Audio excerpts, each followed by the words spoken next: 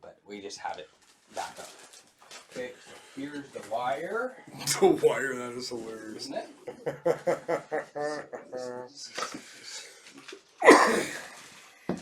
So you just tell us, you went to prison, you had money in the bank? Oh yeah, lots. And the money in the bank was from working. Because after all that happened, I was on bail for 5 years. And then after, I went to prison, then I got out 2 years early. And then I was allowed to go back to the rigs. I just saved. And then, they went back. Yeah. So there would have been a humongous amount of anger that savings would have... Well, I'm in prison, yeah. Oh, and then my father calls, I'm doing my intake, where they assess what kind of, what do you call it, how mean you are? Like your level of aggressivity or whatever. Yeah. And then I was doing so good, I was doing all these programs and stuff, I had minimum points. And he phones my parole officer and says he's afraid for his life, blah, blah, blah. Poof, maximum security. 23 hours a day in my cell. Yeah, that was a trigger, they call that. They call us triggers. And when I got out, I probably worked with the bank, nothing, but you could see everything he spent on, blah, blah, blah, over the years. And then I got my first job when I was on bail for Litco. I got my first check. And the next day, I go there, and he was already taking money. You gotta be kidding. Yeah, my first $400 paycheck. Is he still alive? Oh, yeah. Your dad? Oh, yeah. Would you be able to be friends with him? Well, I've been talking to him in 12 years. Yeah, no kidding. Oh, fucking shit. And since then, have you been able to save anything? Well, yeah. Okay, well that's good. Well, yeah, obviously. Well, I mean, sometimes you just don't. Well, a lot of drywallers are still again. paycheck. Yeah. 90% of drywallers got drug problems, dude. And that's what stereotype too. Like her sister. Yeah. Paycheck to paycheck. Don't save anything, and you just penny. start it up their nose. Oh yeah. I borrowed some money. I'm still waiting for $600 worth 8 months ago. Well, I'm glad I'm talking to you about that, because that is what a lot of people think about drywaller guys or concrete finishers. Because there's no evidence to prove otherwise. There's so many who are just fucking. Yeah. I'll say that for another interview. Well, good on you for that. Okay, Pat. Hurt. Okay, so. You should give me some notes to practice. Okay, well, let's start off with this. I think we met in Penticton. You're my neighbor. 2 years ago? 2 years ago. Ish. You were working on your truck. Working on a black truck, hood was up, you came and put a little card in the door. Yeah, so this isn't the first time we've met, and you do drywall work, and today you were doing some work in town. So thank you for coming down and having a chat here. So just gonna start off a little bit about your childhood. My childhood? I was a good kid. Church, private schools, all that good stuff. I don't know. It was a very religious upbringing. Parents together? They were. I even caught my mom cheating one time there, but I had no idea what was going on or what I was seeing. How old were you when that was happening? Like nine-ish, 8, 9. No, probably 7. I think around 7 when she started her. Then what happened? Well, they ended up moving out or splitting up and going their separate ways, and I wanted to go stay with my mom, and my dad beat me because I didn't want to go stay with him and all that. Yeah. Other than that. Sorry to hear that. Physically beating? Physically. Oh yeah, I got her good. Belt, the backhand, jumped out of the car, snuck off middle of the night in the country trying to bike to my mom's 2 flat tires. I was trying to get away. So how long did that continue, that abuse? Till I moved out at 14. Where did you move to at 14? I worked to a chicken farm. Got a job, dropped out of school, moved to chicken farm, and then shit went south. Was it one of those big chicken farms? Great big broiler breeder farm, yeah, big one. Okay, I know what those are like. I worked there too. Oh yeah, great big one. And you were there till how long? Till I was 18.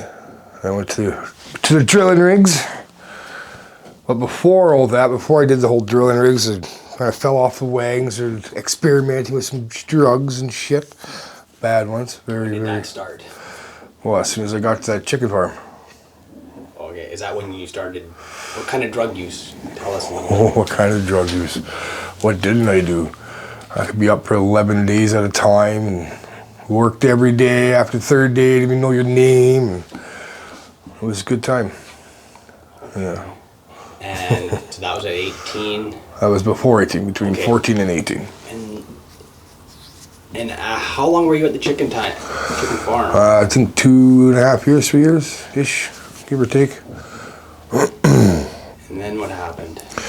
And then, I went to some college, got some courses, and I got the job moving rigs for Circle D. And then shortly after that, ended up doing some jail time. Yeah, it was. You want to know about that too? A little bit about how you got into the jail time. Into the jail time. Oh goodness. It was a May long weekend, 2008, I think, 2009. I was out camping Pincher Creek. My father phones me up, says somebody's threatening him, blah, blah, blah. So call Patty, he's been up for 3 days. I go out there and end up hunting this guy down, and it wasn't good. Ended up shooting him like 6 times, and it was real bad. Yeah.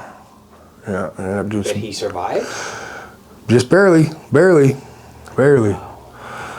Yeah, so I ended up getting sentenced to 4 years. Went to Drumheller. Want to hear about that too? Yeah, tell us what it's like in jail. It's like, you don't want to go there. You don't want to go to prison. My first day, I walked my first cell, some guys raping the tranny. Like, oh my goodness, in and out. And the shit you see in there, man. How old were you when you were in there? Early 20s. Early 20s. Yeah. So how did you keep yourself safe there? Well, I met a bunch of old high school friends in there, so it wasn't so bad. I fit in real fast. Hey buddy, how's it going? That wasn't that bad. The pen isn't bad. Remand's a little rougher. So that was 4 years there? Well, I did 2 years there, then I scattered 2 years, a bunch of federal, like a bunch of provincial jails. Yeah. So were you clean there? In prison? Oh yeah, that's a good eye opener. No. And then when you got out, how were you different? I was smarter. Prison doesn't really really fix criminals, I don't think. It just makes them smarter, makes them think more in depth. But after I had the kid and stuff, then I smartened up.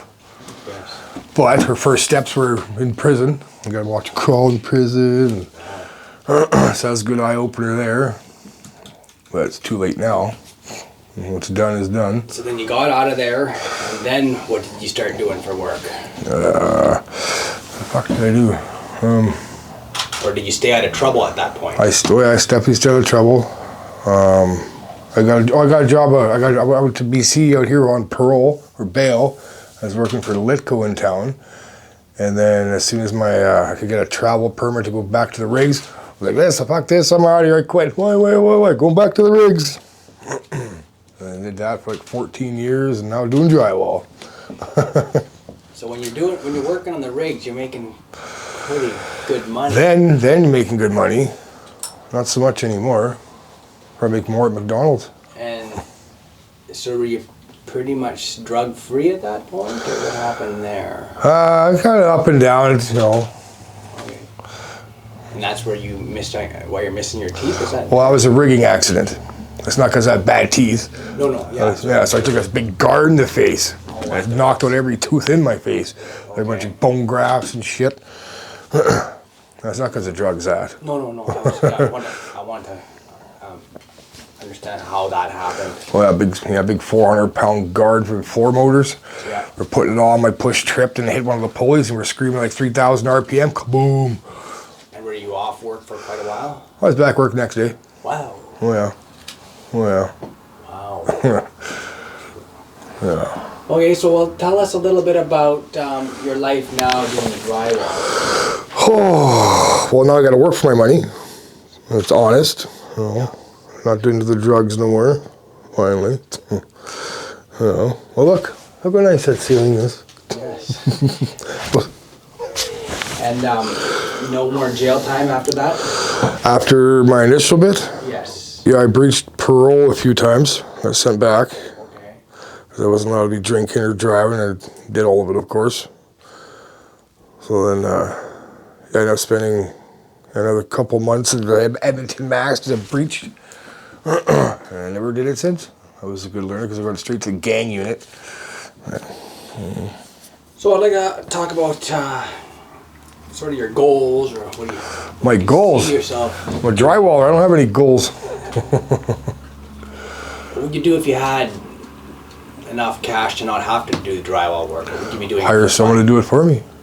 And what But would you do? you can't find good help these days. You can't trust nobody. I literally can't. Yes. Especially your buddies. That's right.